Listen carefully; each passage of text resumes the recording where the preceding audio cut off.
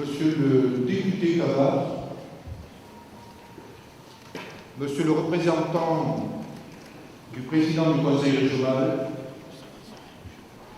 Monsieur le président du Conseil général, Monsieur l'adjoint représentant le maire de Nîmes, Monsieur le délégué départemental militaire, Madame la procureure de la République, Mesdames et Messieurs les représentants du monde judiciaire, Mesdames et Messieurs les conseillers régionaux, Mesdames et Messieurs les conseillers généraux, Mesdames et Messieurs les chefs des services déconcentrés de l'État, Mesdames et Messieurs les représentants de l'Éducation nationale, Mesdames et Messieurs les conseillers municipaux, Monsieur le délégué de l'Union des associations Zigane, mon cher Baptiste, Messieurs les représentants des autorités religieuses, Messieurs les représentants des associations d'anciens combattants, Monsieur le représentant du directeur régional de la SNCF, Mesdames et Messieurs les représentants du milieu associatif gardois, Messieurs les représentants des anciens combattants, Mesdames et Messieurs, chers amis, Madame la ministre, pardon, je vous prie de bien vouloir excuser.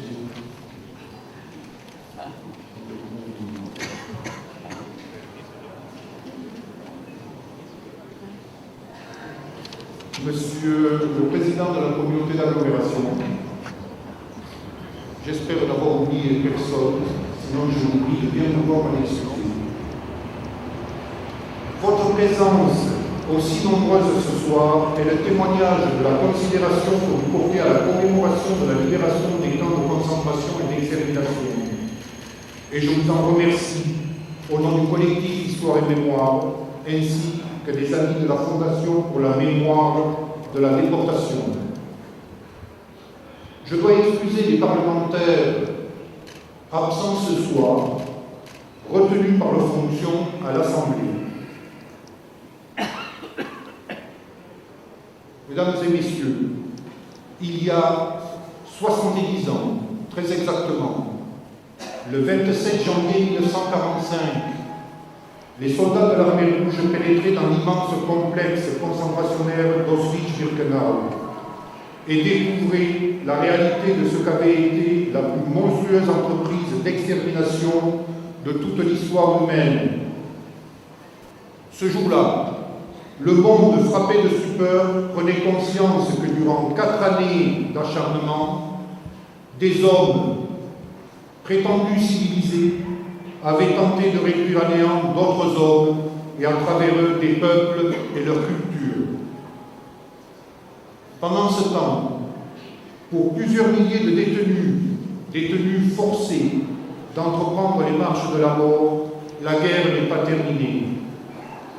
Évacués d'Auschwitz quelques jours avant par les SS, bravant le froid et la neige, ils sont contraints de marcher plusieurs jours jusqu'à Gleiwitz pour être ensuite dispersés dans les camps de concentration du Reich. De nombreux déportés sont abattus de façon sommaire au bord d'une route, sans raison ou parce qu'ils ne sont plus en état de marcher.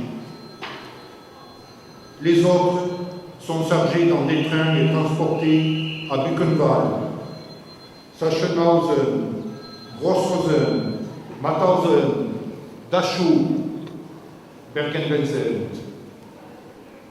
Ces camps subissent un afflux considérable de population qui, ajouté aux difficultés d'approvisionnement, provoque de nombreux morts dus à la faim et aux épidémies de typhus notamment. Les cadavres pourrissent dans les baraquements jusqu'à la libération des camps de concentration qui se fait progressivement d'avril à mai 1945 en fonction de l'avancée des armées alliées. En avril 1945, les troupes anglo-américaines ouvrent les camps de Buchenwald, Dachau, Mauthausen.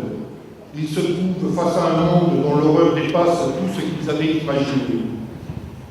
Les camps de concentration et les camps d'extermination nazis ont été les lieux de tous les massacres, de tous les meurtres, de toutes les inhumanités. Auschwitz, ce camp de concentration et d'extermination dirigé par les SS, a été créé le 27 avril 1940 par Heinrich Himmler. Sur les 1,3 million de personnes déportées dans les camps d'Auschwitz, plus de 1,1 million d'hommes, de femmes et d'enfants y sont morts, dont 900 000 immédiatement à la sortie des trains qui les y transportaient. 960 000 juifs, 70 000 à 75 000 Polonais non-juifs, 21 000 tziganes, 15 000 prisonniers de guerre soviétiques, 10 à 15 000 détenus d'autres nationalités, soviétiques, tchèques, yougoslaves, français, allemands, autrichiens, belges et hollandais. 90% de ces personnes étaient juives. Ces victimes de ce que les nazis appelèrent la solution finale furent assassinées dans les chambres à gaz ou parfois par arme à feu, mais elles moururent aussi de maladies, de malnutrition, de mauvais traitements ou d'expériences médicales. En raison de sa taille, Auschwitz est considéré comme le symbole des meurtres de masse commis par les nazis, et plus particulièrement comme celui de la Shoah, au cours de laquelle près de 6 millions de Juifs furent assassinés. Lorsque le commandant suprême des forces alliées, le général Dwight Eisenhower, découvrit les victimes des camps de la mort en Europe, il ordonna de prendre toutes les photographies possibles et que les Allemands des villages voisins soient guidés à travers les camps et même qu'ils enterrent les morts.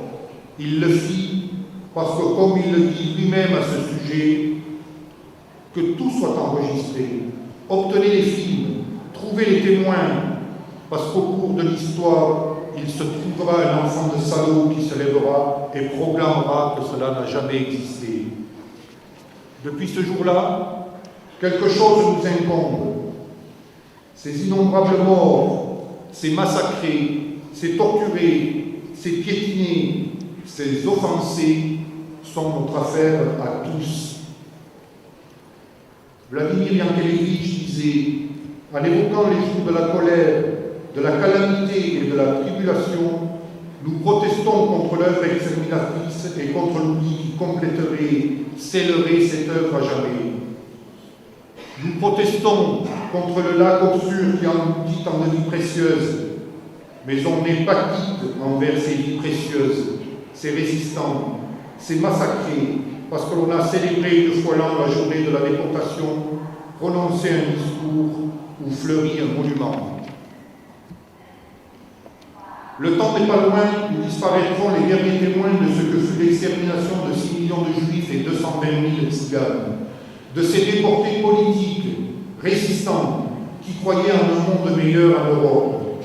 Et malgré tout, il nous faudra continuer à enseigner cette période maudite où bien des personnes, bien des régimes, bien des clergés se sont ralliés au nazisme et au fascisme. Nous devons continuer à parler de la Seconde Guerre mondiale, avec en Europe plus de 30 millions de morts, dont environ 50% des victimes étaient des civils. Tout comme nous devons continuer à parler du génocide arménien d'il y a 100 ans, ou du référendum du Rwanda, de la Serbie et hélas de bien d'autres.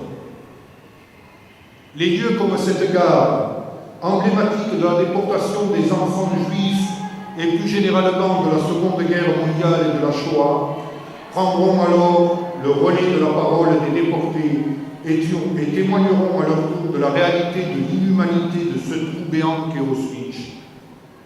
Il nous incombera alors, et il nous incombe déjà, de transmettre à travers l'espace et le temps cet événement pour mettre l'homme en garde contre lui-même, contre la facilité de commander sans penser, d'obéir sans réfléchir. Il nous incombe de ne pas oublier et de dire haut et fort que la France est le pays de la liberté, de l'égalité, de la fraternité et de la laïcité, et que notre République ne peut en aucun cas être assimilée à l'État français de Vichy, complice des nazis.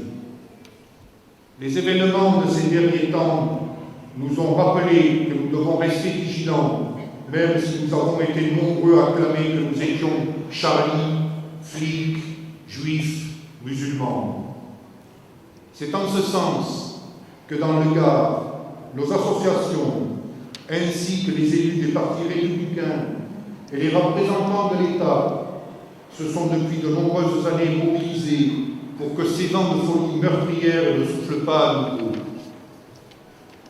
Devant cette plaque qui rappelle les enfants juifs de Nîmes et du Gard, assassinés par les nazis avec la complicité de l'État français de Vichy, nous affirmons notre attachement à continuer ce devoir de mémoire et de transmission, celui qui nous rappelle les visages des absents, morts sans sépulture, de ceux qui ont donné leur précieuse vie pour la liberté et la lutte contre l'occupant nazi, de ceux qui ne sont plus. Nous sommes attachés à ce que l'histoire d'Auschwitz et du nazisme soit tournée vers la vie. Nous devons continuer à transmettre son étude, tourner vers l'avenir pour contrer cette histoire de mort et en toute sérénité, contrer les négationnistes pour que la triste vérité historique de la Shoah ne soit plus niée. Il est du devoir de l'humanité de ne jamais taire cet épisode de notre histoire. Nous tous ici, citoyens de tous horizons, et plus particulièrement les enfants et petits-enfants de déportés, d'internés, de résistants, nous restons persuadés que les commémorations comme celle de ce soir sont autant d'appels à un plus jamais ça.